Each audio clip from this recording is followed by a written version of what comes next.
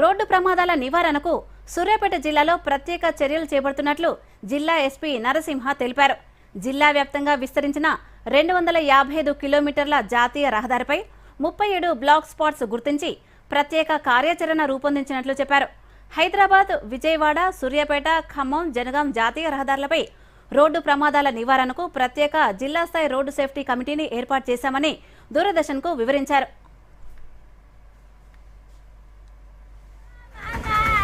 మనం గతంలో కూడా ఎక్కడైతే బ్లాక్ స్పాట్స్ ఉన్నాయి, హాట్ స్పాట్స్ ఉన్నాయో ఆ ఏరియాలో స్పాట్ వైజ్ అనాలిసిస్ చేసుకొని మనం ప్రజలెవరు కూడా రోడ్డు ప్రమాదాల బారిన పడకుండా పోలీస్ ఒక ప్రివెంటివ్ మెజర్స్గా యాక్షన్ తీసుకోవడం జరుగుతుంది. ఈ సందర్భంలో ఇప్పుడు వేసవికాలం సమీపిస్తుంది. మనకు రైతులందరూ సూర్యాపేట జిల్లా వ్యాప్తంగా ఈ ప్యాడీ కోసిన తర్వాత కొన్ని ఏరియాలలో రోడ్ల మీద ఆరబెట్టడం అనేది జరుగుతుంది.